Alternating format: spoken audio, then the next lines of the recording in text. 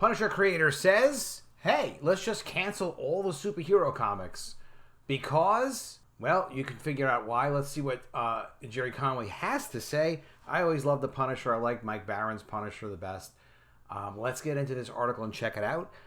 Settle back. Gerry Conway, co-creator of The Punisher, Firestorm, Power Girl, Vixen, and Carol Danvers' Captain Marvel, has something to tell us all.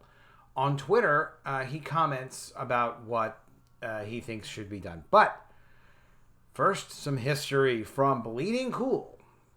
And again, if you want to support my work, big help to me, subscribe to the channel, click the bell for notifications so you can get updated when I have new releases. To state the obvious, comic book publishing is in serious trouble with a business model that is almost literally without a future. Yet comic books are a source of intellectual property for exploitation in all sorts of popular media and have never had greater potential. So why is this? Why do comics as a storytelling form, superhero and otherwise, have such an enormous impact on popular culture, but comic book publishers are struggling to survive? Why are publishers almost universally failing to succeed at actual publishing? My basic answer is, and this is Gerry's, they're pursuing the wrong market, and they've been doing so with increasing desperation since the late 1970s. Interesting, because that's like when Jim Shooter took over from Marvel in the late 1970s and early 80s, when Marvel really had its most recent successful run of great creators like Chris Claremont, Frank Miller, just some of the best comics Marvel ever produced with a really tight continuity in its universe as well. So Gerry's comment here that comics as a storytelling form have a huge impact on popular culture is correct. And why are they struggling to survive? Well, there's a lot of reasons for that, but comics have been abandoned from the late 1970s when they actually started to get really good again. Tight continuity, strong editorial direction, enough comics put out, but not too many, so that you could afford reasonably to buy all of one line, all the Marvel comics, for example. And they were really well done. Also, the Renaissance in the 1980s came because Jim Shooter started giving creators royalties as the editor-in-chief of Marvel, so they could actually earn more money on successfully selling books that had never been done before. But back to Gerry's points. Okay, let's put aside the incredible business stupidity of depending on a single distribution method, direct sales to a single audience comic book stores. The problem is bigger. The defined audience for mainstream comics is an audience that by definition constantly shrinks. Well, I did a video about this just yesterday. The reason why comic book stores are the primary source of distribution for comics is because when they started really flourishing, comic book stores in the 1980s, the early 1980s, Carol Kalish somehow got in a position of control at Marvel. I don't know the story. And decided that they should focus on comic book stores and just take newsstands for granted. Jim Shooter wanted to do special comics that were available only on newsstands, and Carol Kalish said, no, we'll give the market over to DC Comics. That's per Chris Claremont's retelling of the history. That's really why comics aren't sold on newsstands. It's not because comics couldn't be sold on newsstands. It's because of course they could, because that was done for 40 years successfully or whatnot. The problem is they stopped focusing on it as part of their business, and that made all the editorial shift, because now comics are sold on a non-returnable basis to comic stores, and mostly a lot of the comics are done without good editorial vision and are not putting talent in charge of producing the books that are actually good. So that's another whole story, the SJW infestation of mainstream comics publishing. But back to the article. He says the problem is bigger. The defined audience for mainstream comics is an audience defined, that's constantly shrinking. Well, whatever. I mean, the thing is this. People like Spider-Man. People like Batman. People are interested in the X-Men. People like the Hulk. People are very interested in comics and comic characters, especially ones that have successful movies based on them. If the movie versions don't match the printed comics versions, then of course there's going to be a big disconnect. If the distribution isn't there, where they can figure out, well, how do we get these comics based on our popular movie characters now that everybody seems to like, because people of all ages go and watch Spider-Man movies and Avengers movies, that's the other problem. But let's see what Gerry says. For a variety of self-reinforcing reasons, publishers have defined the primary audience for mainstream comics as, in effect, long-term fans and potential collectors. Hence, fan-oriented navel-gazing continuity, tri-annual events, reboots, collector-oriented variant covers, etc. Every single one of these marketing ploys is designed solely to appeal to existing readers. Even reboots, ostensibly intended to offer jumping on points to new readers, actually require familiarity with previous iterations to provide interest. New readers aren't welcomed by the existing creative strategy at the two mainstream publishers. If anything, new readers are actively discouraged by the publisher's frantic pursuit of motivated existing readership. The clubhouse is closed. Stay out. You should know, just to put this in perspective, that this guy with the Punisher mask, and that's his Twitter picture, is obsessed with politics, and he's on the wacky side. So that said, you could see the political strangeness about impacting the editorial formats and things. Like you can design versions of the comics. You can have high-end limited edition printings. You can have perfect bound color, beautifully printed books. You can have hardbacks. And you can have inexpensive newsprint books. You can have self-cover books. You can have free comics. There's a lot you can do. But you can't, obviously, look, self-enforcing reasons. First of all, comics started as ongoing periodicals. And periodicals, by their nature, are not standalone books. There's an ongoing story there. And that's what continuity is about. It's not navel-gazing. It's not just insular. It's not a waste of time to have continuity. Continuity is something that keeps the story moving forward, and that's what you want. Otherwise, if you don't have continuity, if you don't have a sense of a story that moves forward and a story that continues, see, there's from the word continuity.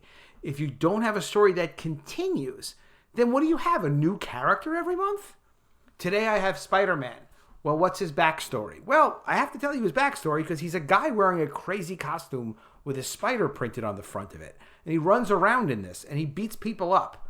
Okay, well, is he a good guy? Is he a bad guy? Like, you have to establish all of that.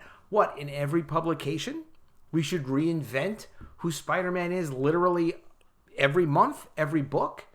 Then the brand is not going to mean anything if there isn't continuity. And that's why comics people care less and less and less about, because they mean less and less and less. There's less and less continuity. With respect to tri-annual events and reboots, it's horrific. It's horrific. There should be, once every 10 years, there should be a reboot, if needed, and it probably is needed. There are probably 120 episodes you can tell in periodical comics over the course of 10 years. But just like we see with television, no matter how good it is, generally they don't last more than, 10 seasons worth of stuff. So yes, would you have an update and a reboot maybe once every 10 years? Sure, it makes sense based on the existing brand. And maybe Peter Parker doesn't work in a newspaper anymore. Maybe now he works for the internet blog or whatever it is that he's doing, or he's self-employed on YouTube. So yes, there's ways of taking the essence of what the content is and then updating it. Should we be updating these reboots every year, every 2 years? No, of course we shouldn't. Issue to issue? No, because then the content becomes meaningless. Are there problems with this? There's tremendous problems with this because there's zero editorial leadership. There's no decision making at the company. There's endless indulgences for writers and editors that just want to do whatever they want to do. There is no brand for Marvel. There is no house look. There's no house style. There are no storytelling aesthetics that are consistent. It's all been blown to smithereens. That said, Gerry says, publishers, of course, will disagree with this analysis. We do. And say they're always trying to provide on-ramps to new readers. Publishers are trying to provide on-ramps. They do a terrible job to it. But any serious look at what they're offering in the main reveals a decided tilt, in fact, a massive tilt towards privileging the existing readership. Privileging existing readership is the dopiest phrase.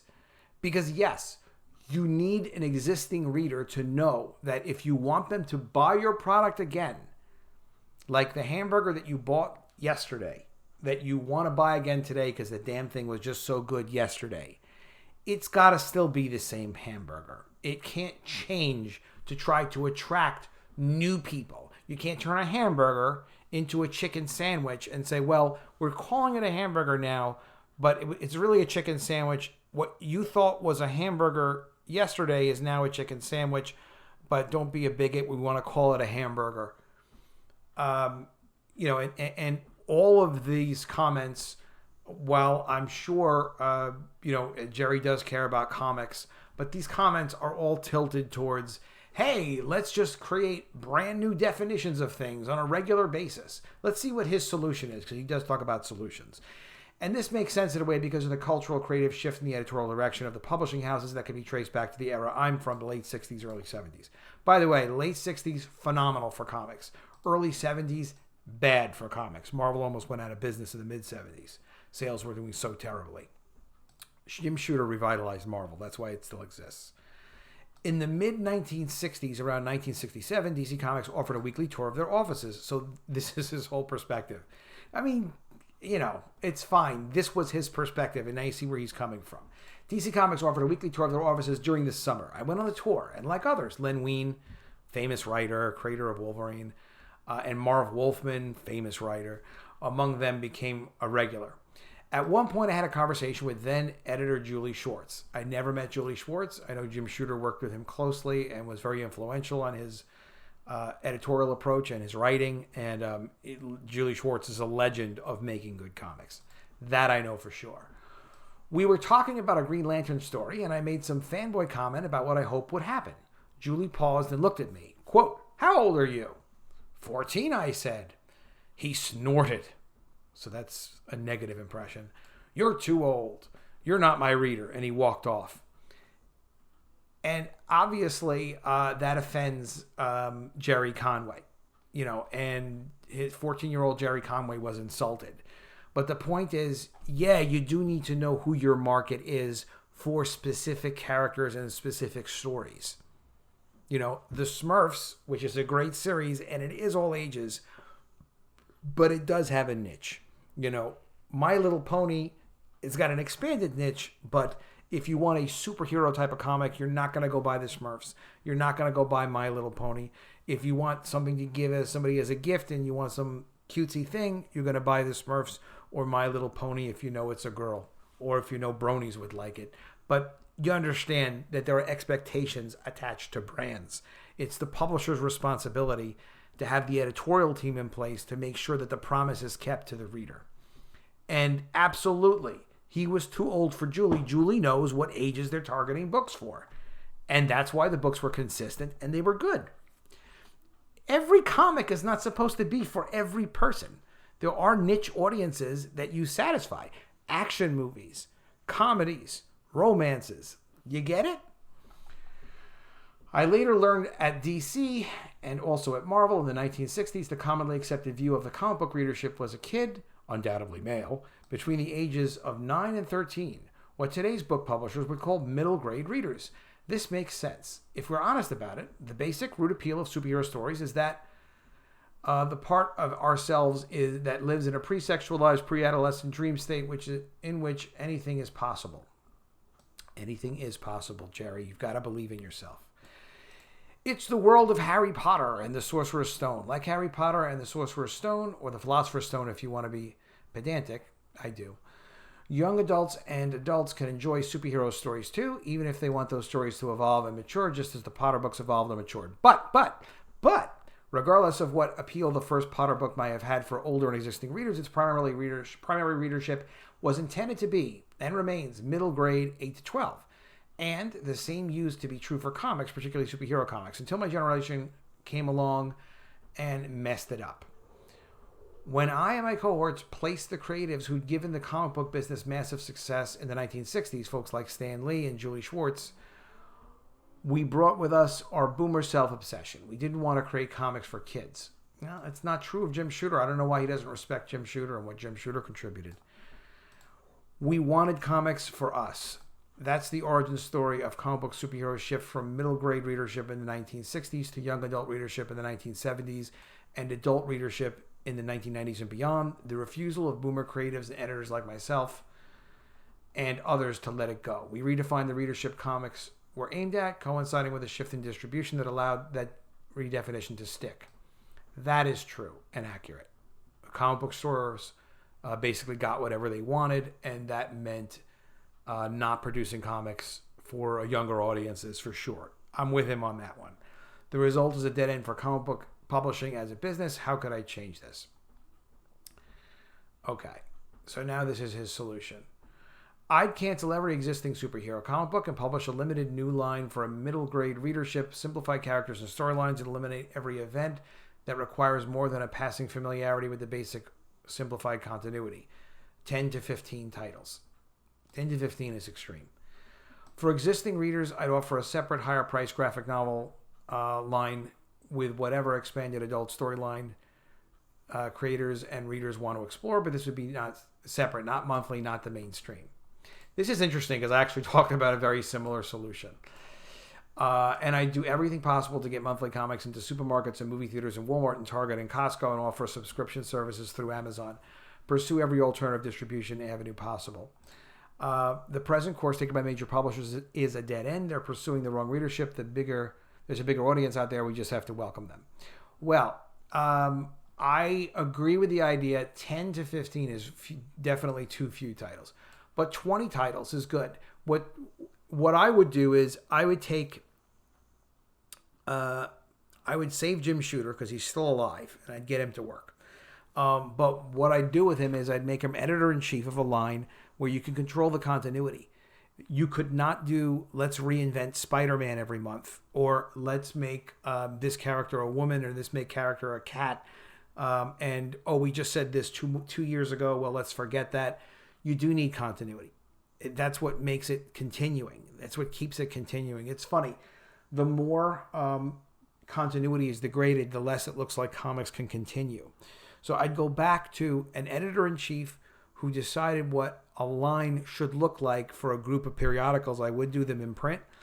I would also have them in digital. Let them be accessible to people in any way they can be.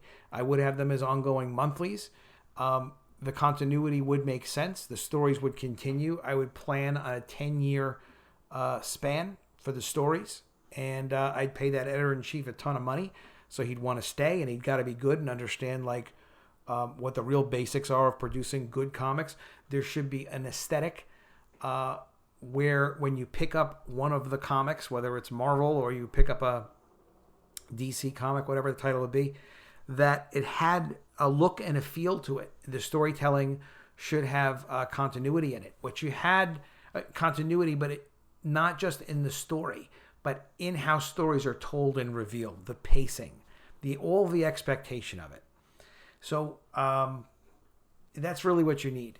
But limit it to the number of titles. And I know Shooter told me that he was going to limit Valiant 1.0 to 18 titles because that's what he knew he could control and would be good. Beyond that, he doesn't care how many copies he could sell or how many extra millions of dollars he could make. The continuity wouldn't be right, so he would stop doing it. And that's the first thing, is to try to look at an editorial structure of being able to produce good stuff. As far as standalone graphic novels to explore crazy stories, I'm all for that.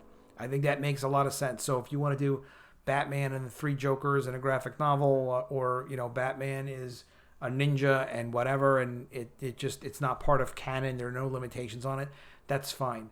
But without continuing series, without continuity, you lose a tremendous amount of the magic of what comics is. And when I talk continuity, I'm talking about story and character continuity. So, of course, no ridiculous reboots, no gender swapping nonsense, and no SJW propaganda. Just straight up good stories. But not just the stories. Continuity with the creative talent, continuity with the storytelling, with the visual aesthetic of how everything's presented. That's continuity, the full package, not even just keeping track of events that take place and respecting history, but the entire package.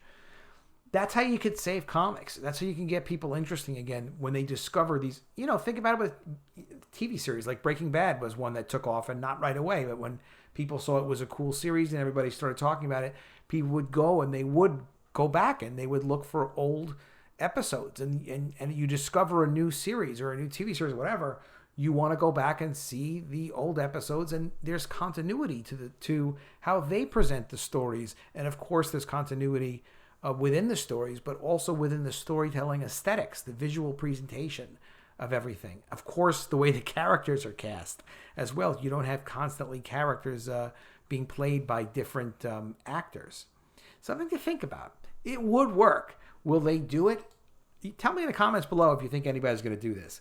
I don't think that the big companies are going to do it. Somebody with a small company might do it. I don't think anybody with the big companies are going to do it. And I also don't think anybody with the small companies are going to do it.